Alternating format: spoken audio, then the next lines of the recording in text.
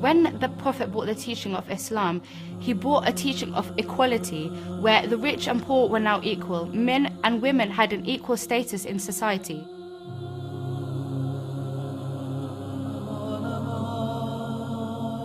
He was telling the world two things. One was how to treat daughters with respect and how to respect women in general, and also the fact that in times to come, he will be indebted to Fatima and her progeny for the propagation and survival of his divine message. The message of love, of equality, of justice, of peace, not a message of what Islam has now is interpreted to be. At a very young age, she accomplished so much. In 18 years of life, we find that she leaves a legacy like none other. She is one woman who is the axis between both imamat and nabuwat. To have someone like Fatima Zahra is a treasure. It's really something that, instead of having it only in books and words, and you should be like this, and you should aspire to be so, when you actually see a person becoming like that, it really encourages you and tells you that this is possible. It's possible to be generous like Fatima. It's possible to be wise like Fatima. It's possible to be firm in faith like Fatima.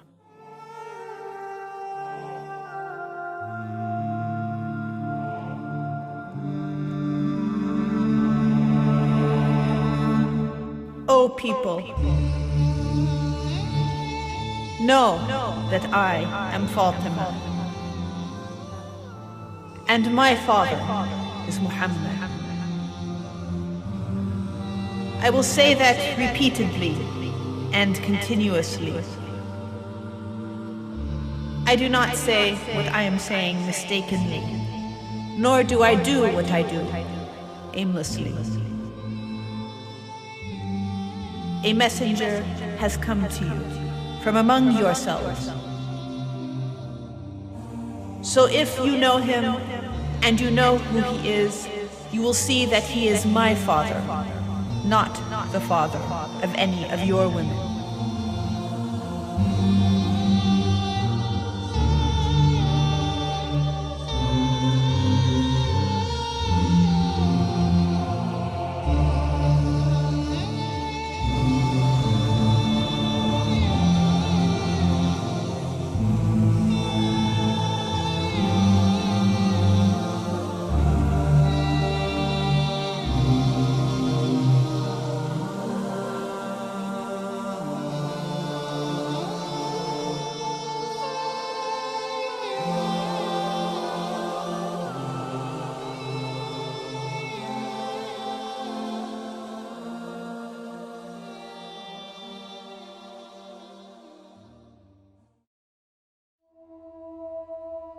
Fatima alayhi salam was brought up by her father, the master of all creation.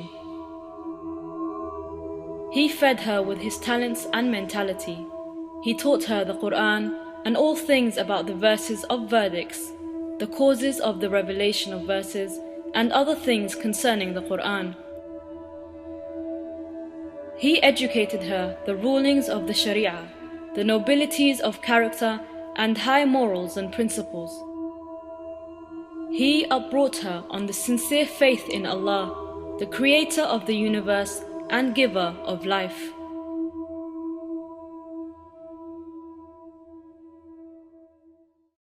Lady Fatima was born 5 years after the revelation of Islam. And when she was born, people made fun of the Prophet because, of course, they are coming from a society where having a daughter was a shame. They said to the Prophet that your lineage will be cut off. You don't have a son. Who will carry your family name? They would call him Abtar, which meant tailless, because his son had died in infancy. And they then said that consequently he would be Abtar, tailless, meaning that he would have no one to continue on his lineage. No sons. He will die, and he will die alone. Nobody will continue his line. And so the Quran, a whole chapter was dedicated to refuting this.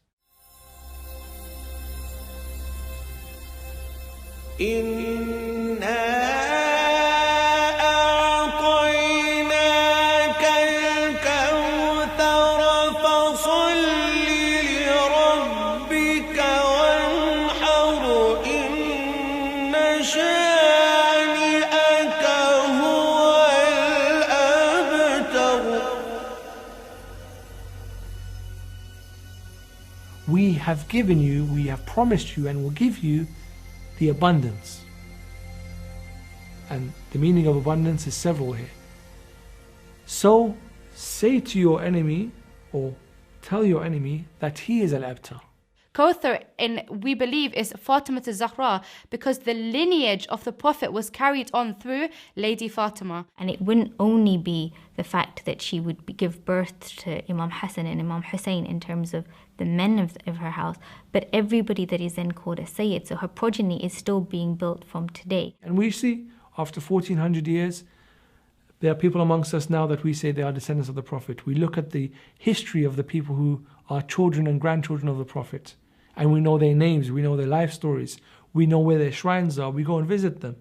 But who do we know from the sons of Abu Lahab or Abu Jahl or Abu Sufyan? We don't trace their line. And we find that even in the hadith, we find that there are hadiths that says, may Allah have mercy on our Shi'as because they are made from our excess tinat. And consequently, everybody then who is a Shi'a is considered to be of the Al because we are made from that excess tinat. And therefore her lineage then continues. And so the Prophet faced each of these tribulations with magnanimity, with utmost patience. And Fatima Zahra learned from him this. And in later life, when she was faced with tribulations, she would respond in exactly the same way the Prophet did. Rasulullah used to treat Fatima in a manner which was different to the manner he used to treat other children. The Holy Prophet behaved with Fatima in such a way that everybody was astounded. He took the child in his lap. He would kiss her on a daily basis on her head. He would hold her hand and walk with her. He would sit and talk with her. The Prophet would love Fatima Zahra. When he would walk into a room, she would stand for him and seat him in her place. And likewise, when she would walk inside a room, the Prophet would stand. He would embrace her. He would kiss her, and then he would seat her where he is sitting. What has gotten into this man? How does he behave like this with a young child? 2 or 3 or 4 years old, we pay no attention to them. Yet look what this man has done. For Rasulullah, Fatima Zahra was the most beloved of creations. We have narrations from the 5th and the 6th Imam that says that Rasulullah would never retire for a day without having kissed Sayyidah Fatima Zahra first. It is said that when he would leave Medina, he would see Fatima last, and when he would come back, she was the first person that he would go and see. Men of Quraysh had never seen behavior like this. They wouldn't talk to their daughters. The Quran says that they would bury their daughters and be angry at the birth of daughters. They saw no value in them. Some of them traded away their daughters. Some of them openly tried to kill their daughters. And when they saw the Holy Prophet behaving in this way, they were surprised. And for a man at that time to do that to his daughter was surely a bewildering thing. He was telling the world two things. One was how to treat daughters with respect, and how to respect women in general, and also the fact that in times to come, he will be indebted to Fatima and her progeny for the propagation and survival of his divine message. The message of love, of equality, of justice, of peace, and not a message of what Islam has now is interpreted to be. You need to behave in the right way because this young child today will be the mother of tomorrow. This young child today will be the wife of tomorrow. This young child today will be the supporter and the maker of society tomorrow. If we mistreat her today, we suffer tomorrow. And this was a message that the Prophet was struggling to get out because the tide was very strong, not just in Arabia, elsewhere in the world. And yet in that time, the Prophet was preaching a message of humanity that people found surprising.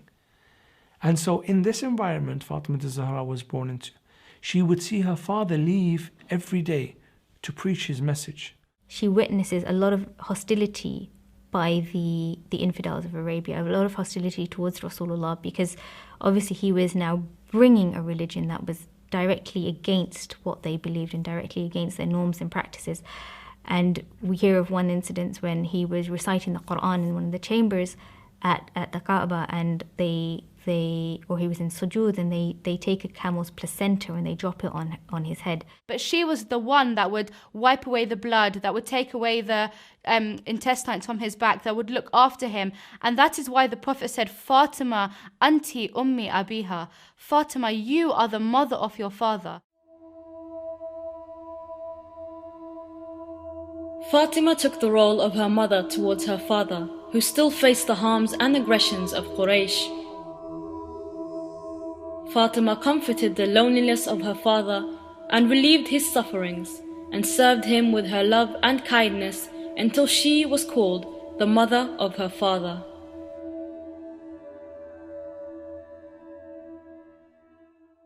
So Fatima grew up in a life of jihad. This is jihad. The jihad that we talk about isn't attacking the weak. The jihad is facing those who are stronger than you. Standing up to those who would bully their way. That is jihad. Standing up for those who are oppressed. And this is what the Prophet was doing. He took into Islam all the people who were being oppressed by the non-Muslims. Slaves, women, people who were without tribal protection, people who were oppressed just because they said La ilaha illallah Muhammad Rasulullah. She came into this world to suffer, for the salvation of human beings. And that from her own childhood, right to the age when she achieved her martyrdom. This lady, this noble lady, Salamullah alayha, she endured suffering and endured it with patience. Not necessarily at the hands of the people, also the circumstances were such. Fatima was so dear, in fact, and as a result of that, the name of Fatima is so dear now that we are told that anybody who names their daughter Fatima, they are told to refrain from scolding her, and because the name has such a respect put behind it. Fatima as a person, we find that we are told that anybody who angers Fatima angers Allah, and her happiness is in line with Allah's happiness. And as a result of that, we find that her status, both as a daughter and as a woman, is highly elevated as a result. And so Fatima grew up in this environment where she saw the Prophet's courage. How courageous the Prophet was. Even in such difficult circumstances, he didn't let go of the Risalah. He would not stop preaching to people. She saw the Prophet's jihad, how difficult for him to see himself, his family, his wife, his daughter, his cousins all suffer because of his preaching. And yet the Prophet would not stop. She saw his kindness, his akhlaq. She saw the way he tried to protect his family and his fellow Muslims. She saw the best characteristics of a man. And she wanted to emulate the Prophet in this way. And she wanted to teach later on her children and her neighbors and her friends some of the akhlaq of the Prophet. All these tribulations and trials that the Rasulullah went through, so did his family. And the person who stood, apart from Imam Ali, who was his student at the time, and also his cousin, because he had taken him under his wings, was his wife Khadijah and Abu Thalib. They stood by him all the while. We find that during the life of Rasulullah, as time went on, the resistance that he faced from the Quraysh didn't let up in any way whatsoever. And the Prophet's protector, Abu Thalib, his uncle, decided to take them out of Mecca temporarily until the situation improved. They went to a place called Shib, Abu Thalib. That was a valley outside Mecca where Abu Thalib had taken his household after they had been boycotted by the Meccan society. And still accessible to Mecca. So the Prophet still could go out and preach to people, not completely in seclusion, but protected from people's attacks. However, as a result of this, we also find that they are then put under stern economic sanctions. They decided they would not trade with them, nor buy or sell anything to, nor talk to them, nor marry from them, nor live next to, nor allow to use any of their lands or their paths or any of their belongings. They formed a blockade of the Banu Hashim. And so they were forced out of Mecca. A memorandum was drawn up and it was hung on the Kaaba. The question I ask is, the Muslims were there. There were some Muslims around. They were living in Mecca. Did they come to help? The companions? Did they come to help Rasulullah? And in that time, Abu Thalib would send them food, and they would use the wealth of Khadijah to provide for them at that time. And why? How does Abu Thalib has the courage to go into to Mecca, get food? Everybody knew where he was taking the food, for what purpose he was taking the food. He was the only person who shows courage. And so does his son Ali later on. Where have the companions gone? There was nobody there who volunteered to say, okay, Abu Thalib, I'm going to do that, you stay at where you are. Nobody does that. The history records only he, and he alone, did that. The cries of the children would reach the inhabitants of Mecca, and this situation lasted for, we're told, 3 years. And Fatima Zahra lived through this.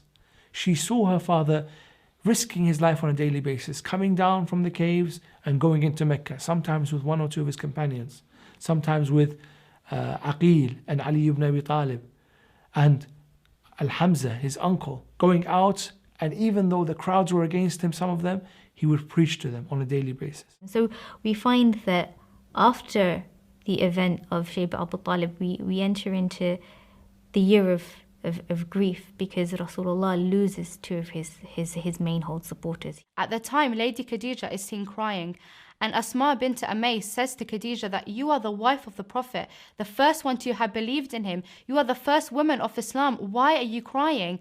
And Khadijah replies, Asma, surely I'm not crying for myself. I'm crying for my daughter Fatima Zahra. She says that when a daughter gets married, she needs her mother there for advice.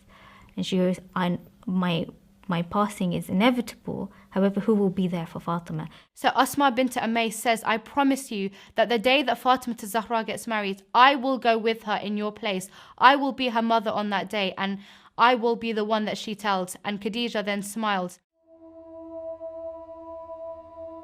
Diseases attacked the mother of believers, Khadijah, and death approached her soon. In the last moments of her life, she felt pain whenever she looked at her only daughter Fatima, who was a young child then. She looked at Fatima with pain and sigh, and she recommended the Prophet ﷺ to take much care of her. The Prophet ﷺ was afflicted by the great loss of Khadijah, who filled his life with satisfaction and tranquility, and relieved him from the persecution of the oppressors of Quraysh.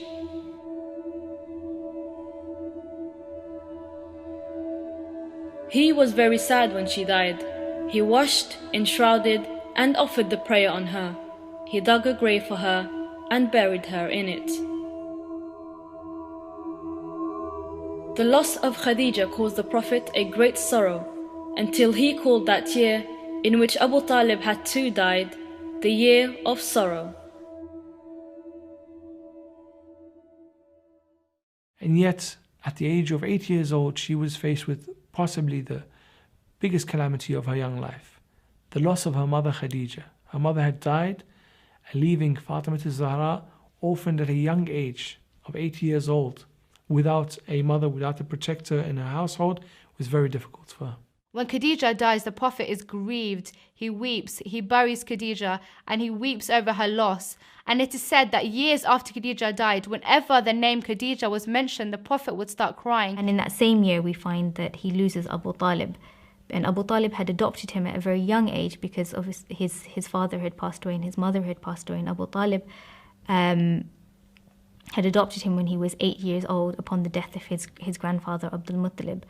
And so therefore Abu Thalib was the Prophet's guardian until he had reached 53 years of age. With these two persons no longer there, Jibreel appeared to Rasulullah and said, your protector has passed away, you leave Mecca. And it is not safe for you in Mecca anymore. The Quraysh are plotting against you.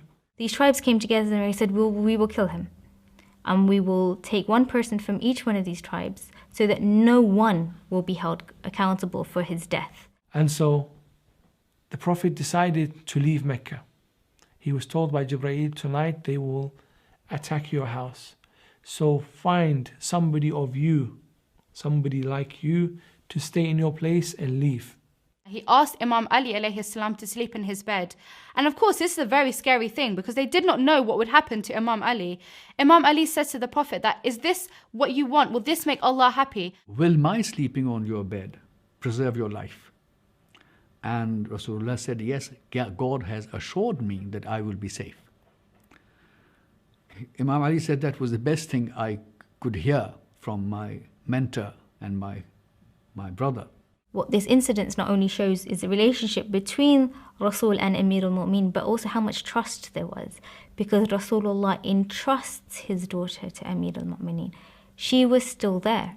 She was still in the house. And so once Rasulullah had arrived in Medina, we hear that Amir al-Mu'minin leaves with Fatima bint Asad, and he leaves his mother, and he leaves with Fatima Zahra, and they then make their way towards Medina. And so Fatima salamullahi alayha was one of the people who committed the hijrah, who left from Mecca to Medina on emigration, who took flight to seek safety elsewhere. And the Prophet waited for them before they entered Medina and entered together to the welcoming of the people. The people of Medina were glorious. They were so joyful. They stood in lines awaiting the Prophet, and when they saw his camel, they started reciting the famous Tala al-Bad, "Oh, the wise moon that has rised over us." They were brilliantly excited. They were fighting over where the Prophet would stay. One would say, he should stay with me. Another would say, no, he should stay with me. And of course, the Prophet stayed where his camel stopped. There, Rasulullah began building the society that Abu Nasr al-Farabi refers to as Madinatul Fadilah. He began to implement the system of justice and order which was divinely decreed by God to him. And Fatima Zahra, for the first few days of her life, found herself a stranger amongst the people and found herself a force for education. Though she was 8 years old at the time, the people of Medina, most of them were new to Islam. And she found herself helping the Prophet in spreading the message. She began to teach all that her father had taught her, i.e., the grammar, the Arabic grammar and language, theology and philosophy as a part of theology, and ethics as a part of religion, of how we should treat our fellow human beings. And so from the young age, she took upon herself in Medina after the Hijrah to teach people the basic tenets of faith, to explain to people what the Quran meant in these verses, what the Prophet wanted them to do, how Islam is made up of, what beliefs must you have, and how do you come to these beliefs. And even though the following years were very difficult, Fatima Zahra found herself in the shoes of her father, representing her father and representing Islam. There's a narration once that a woman comes to her and she asked her numerous questions, and she apologizes, and Fatima Zahra said, surely I do not tire, because Allah is giving me my reward for answering your questions. In that society, the importance of neighbor, irrespective of who your neighbor was, whether he was a believer or a non-believer, a Jewish or Christian or believer in one God or many gods, if he was your neighbor, you were duty bound to care for him. And if your neighbor went to sleep hungry, you were not a believer in Islam. That was what the hadith of Rasulullah was. He whose neighbor goes to bed hungry is not a believer in God and is not a Muslim. The Prophet, at the beginning of his move to Medina, was faced with a lot of questions. He had to deal with some of the tribes that were allied with the Quraysh, who were willing to kill Muhammad at any time. He had to deal with the Jews of Medina, who were looking for a prophet, but when they were told that he was Muhammad, they decided to say, no, not this kind of prophet. We don't want Muhammad. He had to deal with the old Arab customs. He had to deal with the friction of the emigrants, al-Muhajirun, and the people of Medina themselves, al-Ansar. So Fatima Zahra had a role in spreading the message herself. Even though Rasulullah now is in Medina, we find that Islam now is becoming stronger, because people now have a place to pray freely. People now learning from Rasulullah and his daughter. When more and more, the greater amount of knowledge was spread among women and men, there was obviously greater wisdom, greater understanding, and consequently a more peaceful atmosphere prevailed in the city. And that became eventually an envy a source of envy to Quraysh, because they thought after evicting him from Mecca, Muhammad's base, his ancestral base, has been destroyed. He will never ever be able to establish himself anywhere. 1 year after the Prophet's immigration to Medina, the infidels mobilized their men and headed towards the Muslim stronghold, intending to destroy the new faith. But Gabriel informed the Prophet of their conspiracy, who in return ordered the immigrants and Medinites to leave the city and meet them in a place located on the way to Mecca called Badr. Although the infidels outnumbered the Muslims 3-1, the Prophet and his followers defeated them and returned to Medina triumphant and victorious. And though Fatima al-Zahra saw now directly how dangerous the message was for the Prophet, how dangerous the role of a Prophet was, that the Prophet was being challenged physically now, not just by people throwing stones and people making a mockery of him and people sometimes insulting. No, now people were willing to go to war and kill hundreds of people to get to the Prophet. And so Fatima found herself in Medina while the Prophet was out in Badr. When the men would go to battle, Fatima al-Zahra would be the one to visit the ladies, visit those whose husbands had gone to battle. She would visit them. She would make sure they're okay. She would help them within their household. She is known to carry water for people. She would sweep their houses. Those people that weren't able to provide for themselves, she would cook for them. She would help them. And Fatima found herself keeping up the spirits of the people, telling people that this was real jihad, that the Prophet would succeed, that the Prophet was supported by Allah. And though some of the people in Medina were hypocrites and some people were spreading doubt, Fatima al-Zahra would tell people, turn to prayer, turn to Allah subhanahu wa ta'ala. Let us read what the words of the Quran are. Tell us how many times the Quran, in one of the verses says, how many times has it been a smaller force has defeated the larger force. The year following, they came back with vengeance, with a bigger army. This time they were joined by Abu Sufyan with his own tribe, and they came to avenge Badr. There was a raised ground on which Rasulullah stood, and he instructed 70 of his followers not to move. Those that were on the mountain pass were witnessing the war that happened, the battle that was happening down below, and it came to a point where it seemed that the Muslims had won this war because there was the collection of booty that was happening, and Khalid ibn Walid was now fleeing the battlefield. Because of the gathering of booty, those that were on this mountain pass, having witnessed this, assumed that the war was over and started to dismount themselves. Even though they were instructed to not dismount, they dismounted, and because they were dismounted, Khalid bin Walid saw this happening, regrouped his troops together, and then ambushed the Muslims from behind. And in which Hamzah bin Abdul Muttalib was killed, and after his body mutilated in a most horrible way. And the Prophet himself was struck by sword, by arrow, by rocks, by shield, so that he was bleeding from his forehead and from his mouth. And it is said, narrations say, a voice cried out, "Qutila Muhammad." Muhammad has been killed. And in that difficult battle, everybody fled. The Muslim men started to run away thinking, oh, the Prophet's died. Now, we don't have any uphold. What are we going to do? Only handful of truthful Muslims stayed behind with the Prophet. And Ali would fight until his sword broke. And the Prophet took his sword and gave it to Amir al-Mu'mineen. And Amir al-Mu'mineen would strike and fight and defeated all the champions of Quraysh until a voice was heard in the heavens, La fata illa Ali, la sayf illa dhul faqar, which was the sword of the Holy Prophet. News had reached Medina to say that Rasulullah had passed away. And so Fatima al-Zahra with Safiya, the aunt of the Prophet, and together with some other women made their way to the fields of Uhud. When they got there, Rasulullah was in fact alive. Imam Ali brought some water in his shield, so that Sayyidah Fatima al-Zahra was able to clean the wounds of her father. She burnt a corner of the mat on which Rasulullah was sitting and used the ash to stop the blood flowing from his gums. And that's how she gave him the medical first aid, if you like, on the spot. And she then took him, after the battle, she took him back to Medina. As a result of Hamza's death in Uhud, we find that Hamza became known as Sayyidah Shuhada. And he was known as that until the Battle of Karbala took place, and Imam Hussein was then known as Sayyidah Shuhada. And at that time, the Prophet was grieved, and he told Khadijah and the women of his family to mourn his uncle Hamza. Abdul Muttalib's daughter was the one who led the majlis, if you like.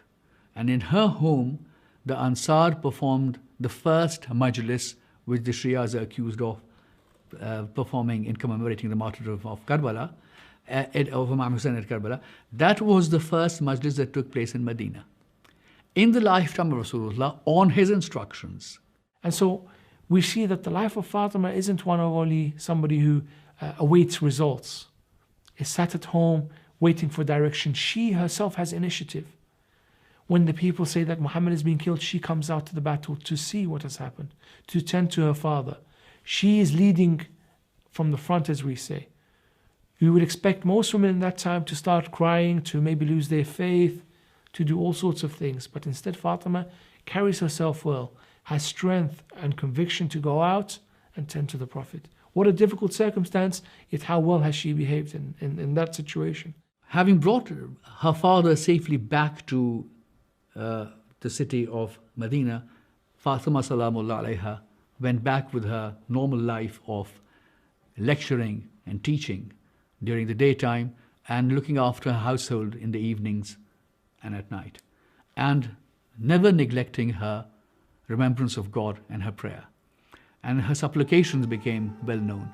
People used to come and ask her for help, and she would advise them what to supplicate and how to recite the prayer and at what time of the day they should do so.